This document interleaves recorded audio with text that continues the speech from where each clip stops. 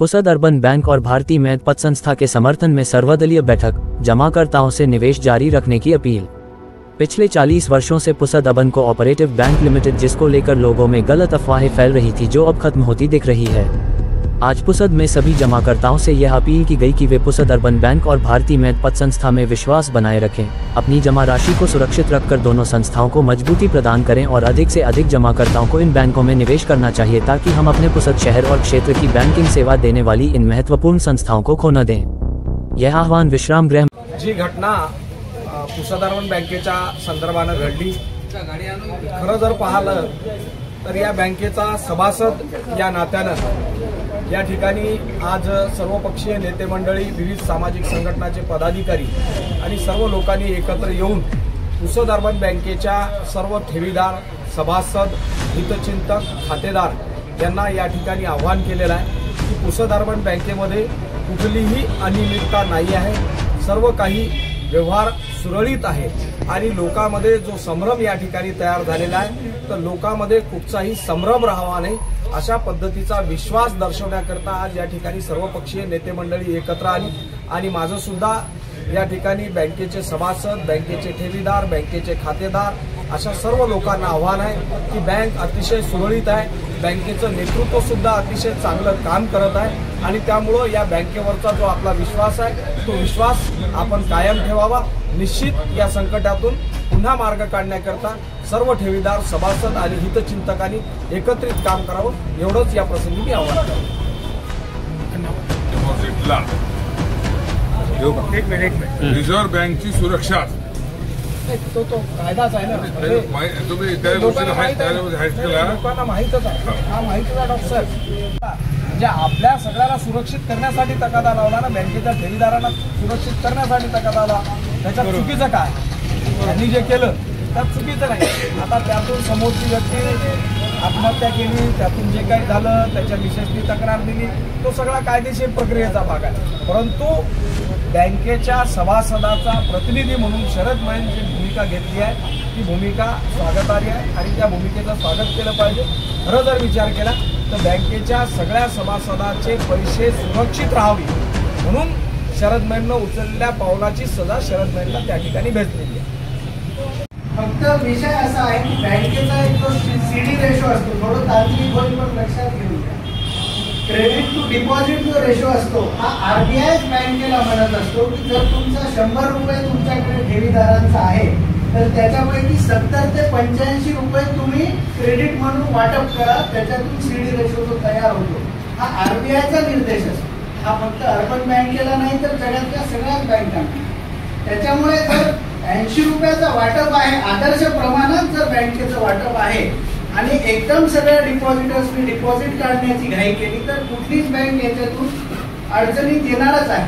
तीच गोष्ट सध्या पुसद अर्बन बँक या संस्थेसोबत होत आहे। याचा उत्तर म्हणून फक्त आपल्याला बँकेप्रती एक विश्वास दाखवणं आज गरजेचं आहे आणि तो विश्वास इथं सगळे मान्यवर जे एकजुटीने उभे आहेत त्यांच्या माध्यमातून, आपल्या माध्यमातून सगळ्या जनतेपर्यंत नक्कीच पोहोचेल अशी मी अपेक्षा करतो आणि थांबतो।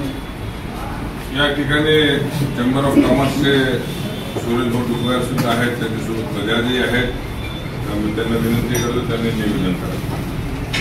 सन्माननीय मंच आणि सर्व पत्रकार बंधूंना सर्वप्रथम दिवाळीच्या शुभेच्छा देतो। आपल्या सर्वांना माहिती आहे कैलासवासी वसंतराव नाईक साहेब, कैलासवासी सुधाकर भाऊ आणि अलीकडच्या काही काळात आदरणीय मनोहर भाऊ यांच्यामुळे आपल्या पुसद शहराचे नाव संपूर्ण महाराष्ट्रात पोहोचलेले आहे। अलीकडच्या काळात आपल्याला माहिती आहे सन्माननीय मनोहर भाऊ नाईक यांच्या सहकार्यातून शरद भाऊ जे आपल्या पुसद अर्बन कोऑपरेटिव्ह बँकेचे अध्यक्ष आहेत त्यांनी आपल्या पुसद शहराचं नाव संपूर्ण महाराष्ट्राच्या कानाकोपऱ्यात पोहोचवलं आहे। आपण एखाद्या शहरात जातो त्यावेळेला पुसद अर्बन कोऑपरेटिव्ह बँकेची पार्टी पाहिजे तर आपल्याला थोडा अभिमानाचं अनुभव होतो। अशा ज्या संस्था आहेत त्या मला असं वाटते की राजकारण विरहित अशा या संस्था, संघटना आहेत आणि अशा संस्था वाचल्या पाहिजे। ही काळाची गरज आहे, आपल्या पुसदकरांची गरज आहे आणि मला आनंद होतो की अशी संस्था वाचवण्यासाठी पुसदकर म्हणून आज आपण सर्वजण आपापले काही राजकीय किंवा सामाजिक हे काही छोटे मोठ्या गोष्टी मतभेद सोडून एकत्र आलेलो आहोत। मला आठवते ही घटना घडताना राजूभाऊ साळुंखे आम्ही नागपूरला असताना आलेले होते आणि विशेष मी आभारी व्यक्त करतो नितीनभाऊ मुतडांचे, कारण त्यांना मी जेव्हा हा विषय सांगितला त्यांना सगळं माहीत होतं. त्यांनी एका शब्दात सांगितलं होतं, घटना जरी पुसदची आहे, शरद भाऊ आपल्या सर्वांची आहे, ही संस्था आपल्या सर्वांची आहे, काही असलं तर तुम्ही मला कधीही सांगा, मी नागपूरला येईल, कुठेही येईल. तर त्याच्याबद्दलही मी आपल्या पुसदकरांच्या वतीनं नितीन भाऊचे सुद्धा आभार मानतो. एवढंच नाही तर एक महत्त्वाचा विषय मी आपल्यासमोर ठेवतो. एक व्यापारी संघटनेचा प्रतिनिधी म्हणून मी बघतो की अनेक वर्षांपासून ही बँक आपल्या पुसद शहरातील अनेक व्यापाऱ्यांना एक बॅकबोन म्हणून ती स्थापित झालेली आहे. अनेक व्यापाऱ्यांना या बँकेनं मदत केली आहे. मला तर वाटते सगळे जे डायरेक्टर आहे मॅक्झिमम व्यापारी वर्ग आहे, कारण बँकिंग हा विषय व्यापारी वर्गाचा एक वेगळा दृष्टिकोन त्याच्यासोबत जोडलेला असतो. आपल्या पुसद शहरातील अजून जे काही पुसद अर्बन कोऑपरेटिव्ह बँक असो किंवा विश्वनाथ सिंग बयास पतसंस्था असो, ज्या पुसदमधून चालू झालेल्या आहेत, या बँका, या पतसंस्था, या इतरही कोणत्या संस्था असतील, या ॲक्च्युली आपल्या पुसदसाठी गौरवाचा आणि अभिमानाचा विषय आहे. तर आपण सर्वांनी या अशा संस्थेसाठी एकत्र आलं पाहिजे. आपण सगळे आलात याचं तुम्ही निश्चितच अभिनंदन करतो. आणि या बँका वाचल्या, मोठ्या झाल्या तर पुसद शहराच्या बाजारपेठेला सुद्धा त्याची खूप चालना मिळेल आणि आम्हाला मदत मिळेल. कोणत्याही शहराची ओळख ही त्या शहरातील बाजारपेठेच्या नावावरून होते असं मला वाटते. आणि तालुका जरी असला आपला पुसद, तर इतर तालुक्याच्या मानानं पुसद शहराचं नाव सर्वात मोठा तालुका म्हणून याच्यासाठी घेतल्या जाते की ती बाजारपेठ खूप चांगली आहे. आणि ही बाजारपेठ टिकवायची असेल तर या संस्था सुद्धा टिकल्या पाहिजे. आणि आपण सर्वांनी एकत्र येऊन या संस्थेला पाठबळ दिलं पाहिजे. आपण सर्व इथं आलात याचं निश्चितच आपण सर्वजण अभिनंदनास पात्र आहोत. आणि ही बँक वाचली पाहिजे या दृष्टीनं आपण सर्वजण प्रयत्न करू. चेंबर ऑफ कॉमर्सचा प्रतिनिधी म्हणून मी सुद्धा आपल्या या सगळ्यांच्या सोबत राहीन अशी ग्वाही देतो. आवाहन केल्यानुसार आपण आमचे ओमप्रकाश शिंदे यांनी सांगितले की 1,18,000 रुपये उद्या त्या ठिकाणी बँकेमध्ये डिपॉझिट करतात. आणि या ठिकाणी आमचे विनोद भाऊ एका मिनिटासाठी काही निवेदन करण्याची इच्छा व्यक्त केली. निवेदन त्यांना विनंती करतो. उपस्थित पत्रकार बंधू आणि सर्व पदाधिकारी येथील या बँकेचा संस्थापक डायरेक्टर जो होतो, जवळपास 10 वर्ष मी या संस्थेमध्ये काम केलं. सुरुवातीच्या काळामध्ये स्वर्गीय अप्पाजी आसगावकर, नंतर डॉक्टर बाबूशी घराणी आणि त्यानंतर आदरणीय अप्पाराव मैन यांनी या बँकेची धुरा सांभाळली. जेव्हा मी 10 वर्ष, 5-7 वर्ष अप्पाराव मैनसोबत काम केलं तर एक आग्रह असा होता मैन साहेबाचा की लोन सेक्युअर्ड असलं पाहिजे, लोन सेक्युअर्ड असलं पाहिजे, लोन आपलं डुबणारं नसलं पाहिजे. एखाद्या बाईने लोन नाही दिलं तर नाही हरकत नाही आहे, पैसे आपल्या घरी शिल्लक राहतील, या गोष्टीवर त्यांचा अतिशय भर राहत होता. आणि त्याच परंपरेनं नंतर शरद भाऊंनी काम केलं. मला हे तुमच्या सर्वांच्या लक्षात आणून द्यायचं आहे की लोन देत असताना त्याची पूर्ण तपासणी करून, त्याचा पूर्ण अभ्यास करून त्याला कर्ज दिलं जातं. म्हणजे जे ठेवीदाराचे जे पैसे आहेत त्याच्या भरोश्यावर विश्वासानं कर्ज द्यायचं, ते कर्ज कोणाला देतो याची पूर्ण पडताळणी ही बँक करत होती. आणि तसा आदर्श अप्पाराव मैन साहेबांना या बँकेला घालून दिला होता. ते मला माहिती नाही, त्यांच्यासोबत 10 वर्ष काम केलं. आणि अशा या सर्व परिस्थितीमध्ये जे काही बँकेचं लोन आहे ते निश्चितच अतिशय सेक्युअर्ड आहे. तुम्हाला सर्वांना माहीत, आपल्या सर्वांना माहीत असेल, कधी काही लोकांना वाईट वाटत असेल, परंतु कर्ज वसूल करत असताना अनुभव जरा वेगळे येतात. त्या बाबतीत शरद भाऊ अतिशय गंभीरपणे कडक राहतात. पण तो कडक राहतात ती अखेरीला ती संस्था बरोबर झाली पाहिजे, ती संस्था बरोबर चालली पाहिजे. कर्जदात्याचं किंवा ज्यांचं डिपॉझिट आहे त्यांचा विश्वास तडा नाही केला पाहिजे, यासाठी ह्या गोष्टी कराव्या लागतात.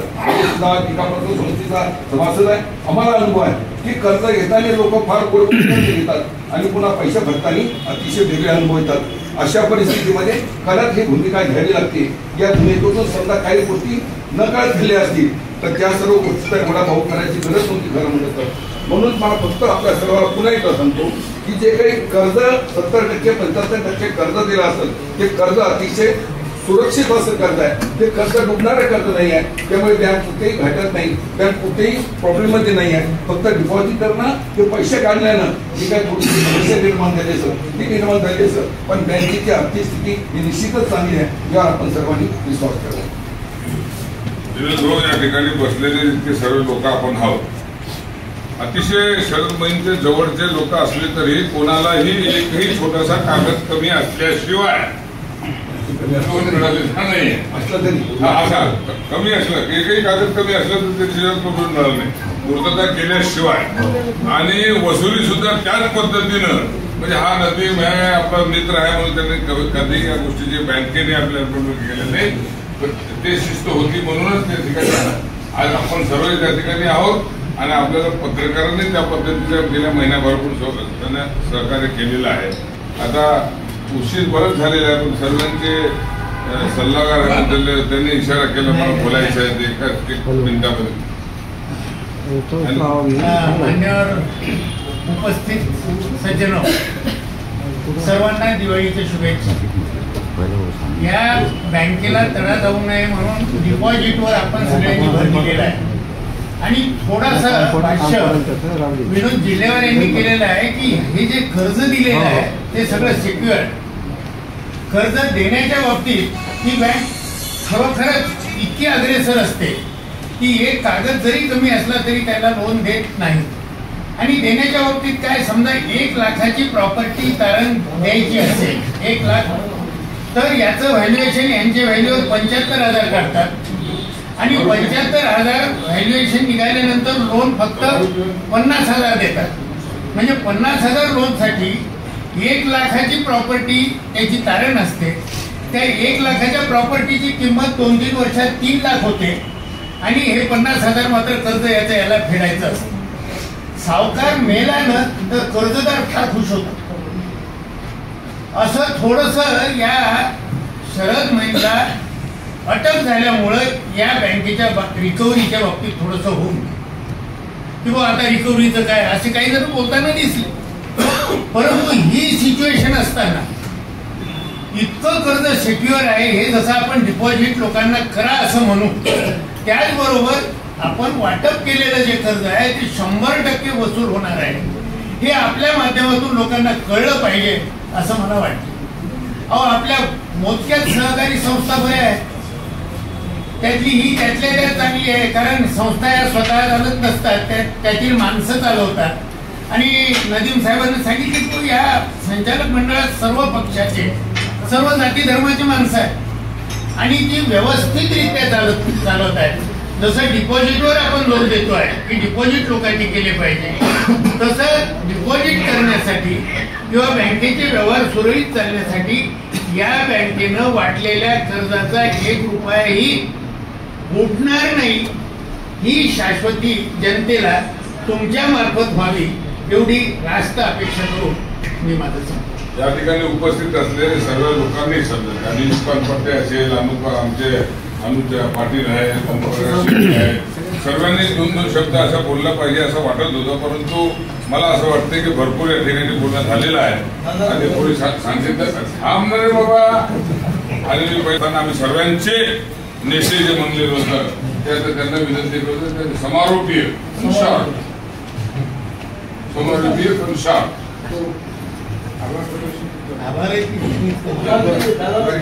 नाही आभार पण नाही ओमप्रकाश शिंदे. आज या ठिकाणी उपस्थित असलेले सर्वपक्षीय नेते व सर्व पत्रकार बंधू आणि भगिनी, आज आपल्या पुसद तालुक्यातील नव्हे तर यवतमाळ जिल्ह्यातील अनेक संस्था टप्प्यात आल्या. ते कशा कारणानं आल्या, काय आल्या याची सगळ्यांना आपल्याला माहिती आहे. परंतु त्या पुन्हा जिवंत होऊ शकल्या नाही. ते काही एखादी विशिष्ट बोंब झाली म्हणून बंद झाल्या नाही किंवा एखादी घटना झाली म्हणून बंद झाल्या नाही. त्याच्यामध्ये ऑडिट ऑब्जेक्शन, मोठमोठे भ्रष्टाचाराची प्रकरणं, अनेक असे आपले कारखाने सगळ्या दर्शवत आहेत. आता ही एकमेव संस्था पुसदपासून ते मुंबईपर्यंत शाखा असणारी, पुसदचं नाव मोठं करणारी ही एक संस्था चांगल्या पद्धतीने जिवंत आहे. आणि या बँकेला रिझर्व्ह बँकेचं ऑडिट आहे. आपले साधे ऑडिटर ते जे असतात जिल्ह्याचे जिल्हा लेखापरीक्षक अधिकारी ते नाही, ते कशा पद्धतीनं ऑडिट करू शकतात, थोडंफार मॅनेज होऊ शकतात. रिझर्व्ह बँकेचं ऑडिटर मॅनेज होत नाही. दुसरं, रिझर्व्ह बँकेच्या ऑडिटरने किंवा रिझर्व्ह बँकेने एकही स्ट्रक्चर कधीच पुण्यात लेखा परीक्षणामध्ये या बँकेच्या विरोधात कोणतंही एक गोळ सुद्धा लिहिलेलं नाही. पुसद, महागाव, उमरखेड या 3 गावातील शिवाय इतर नांदेड, यवतमाळ इत्यादी ठिकाणचे डिपॉझिट काढणं बंद झालेलं नाही. शिर्डी, औरंगाबाद, शेगाव या ठिकाणी लोकांना या घटनेचा काही उहापोह नाही वृत्तपत्रात आल्यामुळे थोडंसं ते, आणि लोकांचं साहजिक आहे, सगळ्या गोष्टी येऊ शकतात परंतु पैशाचं सोंग करता येत नाही म्हणून लोकांनी झाडूतोड केली. म्हणून ही सगळ्यांची आता सर्वपक्षीय नेते मंडळींनी ही आज या ठिकाणी आव्हान करण्यासाठी किंवा ही बँक जिवंत ठेवण्यासाठी किंवा एक संस्था, आज एक विश्वस्त म्हणून शरद महिंदा आहेत, उद्या कोणी येऊ शकते. एक 5 लाख रुपयाचं शेकवर्ड लोन, ज्याला सिक्युरिटी आहे रिझर्व्ह बँकेची, 5 लाखाच्या वरच्याला अर्बन बँकेमध्ये धोका होऊ शकतो जर काही झालं तर. आज काहीच झालं नाही, पण 5 लाखापर्यंत सुरक्षा आहे. दरवर्षी ही बँक 1 कोटीच्या वर त्याचं प्रीमियम भरते.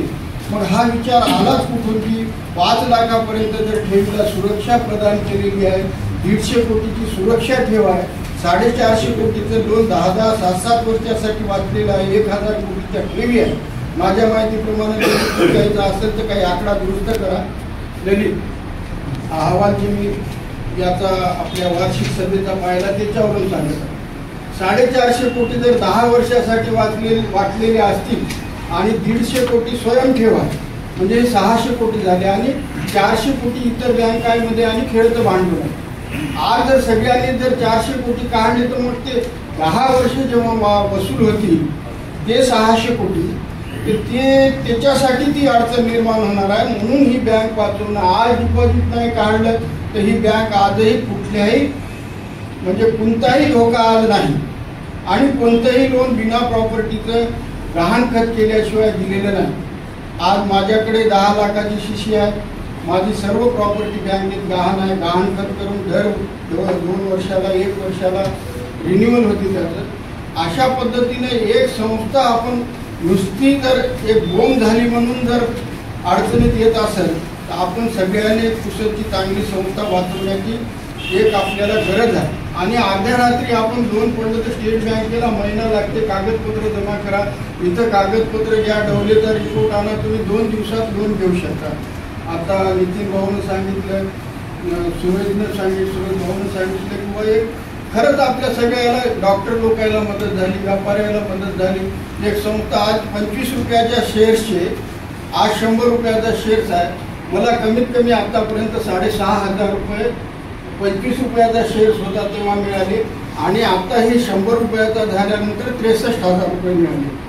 म्हणजे जे मिळाले पैसे ते बँकेच्या नफ्यातून जे वाटले दरवर्षी ते पैसे आम्हाला एवढे मिळाले. बाकी संस्थेमध्ये जे आम्ही शेअर्स गुंतवले ते सगळे शेअर्स आमचे बुडाले. म्हणजे हा फरक, ही एक व्यापारी संस्था आहे. आता कोणीतरी उल्लेख केला की कर्ज वाटप केलेलं सरने सांगितलं की जर वापस आपल्याला बरोबर आलं नाही तर मग ती बँक टिकणार नाही. म्हणून आपण वेळीची जी प्रक्रिया राबवली त्याच्याबद्दल सगळ्यांचे धन्यवाद.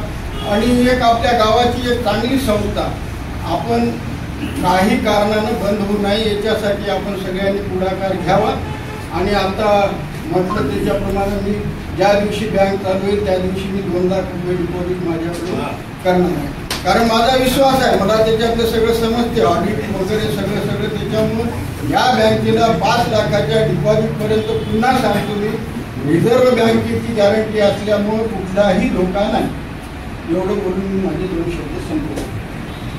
या ठिकाणी ओम शिंदे यांनी आभार प्रदर्शन.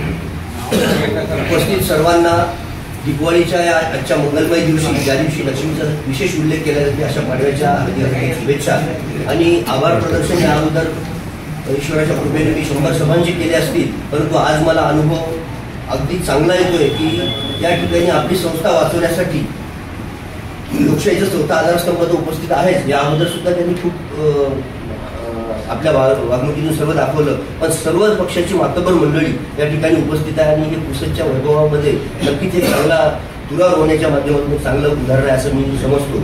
आणि बंधूंनो, गावाला जाऊन म्हणण्याला तसा अर्थ एक पाऊल पुढे काढण्याशिवाय नसते. त्याच पद्धतीनं आज नदीम साहेबांनी आणि आमच्या नेत्यांनी जे आवाहन केलं त्यानुसार मी या बँकेमध्ये जेव्हा बँक चालू होईल किंवा आजच्या तारखेत 1,11,000 रुपये माझं मी भागवलदार पहिले तिथला आहे आणि माझ्या खात्यामध्ये मी डिपॉझिट करणार आहे. आणि आज उपस्थित आपण सर्वजण झाले. या संस्थेला वाचवण्यासाठी आपण सर्वांनी मेहनत घेतली. पत्रकार बंधू तसेच सर्व पुसदमधील मातब्बर मंडळी, सर्व पक्षाचे लोक, जात धर्म पंथ दिसून या ठिकाणी संस्थेला वाचवायच्या एका उदात्त हेतूने इथं जमा झाले. त्या सर्वांचे मी जाहीररित्या अध्यक्षांच्या वतीनं आभार मानतो आणि हा कार्यक्रम इथं अध्यक्षांच्या मतानं संपला जाहीर करतो. धन्यवाद. या ठिकाणी सर्वांनी बोललेले आहेत. प्रकरण न्याय परिशासनामुळे बऱ्याच काही गोष्टी या ठिकाणी बोलण्यात गेलेल्या नाही आहेत. आपल्या लिखाणातून सुद्धा अशा कुठल्याही जे आहेत मी असं विनंती करतो की आमच्याकडून बोलताना काहीतरी कोणी चुकलं असेल, तुम्हाला वाटत असेल की हे त्याच्यामध्ये लिहिल्या गेलं नाही पाहिजे, तर आपण सर्वांनी ज्या पद्धतीने सहकार्य केलेलं आहे तसे सहकार्य असू द्या. आणि जितकं जास्तीत जास्त याला आव्हान केलं जाऊ शकतं बऱ्यापैकी आपापल्या आम्ही फक्त सांगितलेलं असा काय एक गोष्ट, पण आपल्या पद्धतीने ज्या ज्या पद्धतीने ठेवीदारांना विश्वास देऊन त्यांनी ठेवी परत आणण्याच्या दृष्टिकोनातून जे काही लिखाण करू शकत त्याला आपण कराल अशी अपेक्षा करतो. पुन्हा आपण सर्वांचा धन्यवाद देतो. पत्रकार परिषद संपली असं मी जाहीर करतो. आणि दुसरा दिवाळीचा कार्यक्रम असल्या कारणाने वेळ वगैरे नसल्या कारणाने आम्ही काही खूप काही जास्त आपली सेवा करू शकलो नाही, त्याबद्दल समज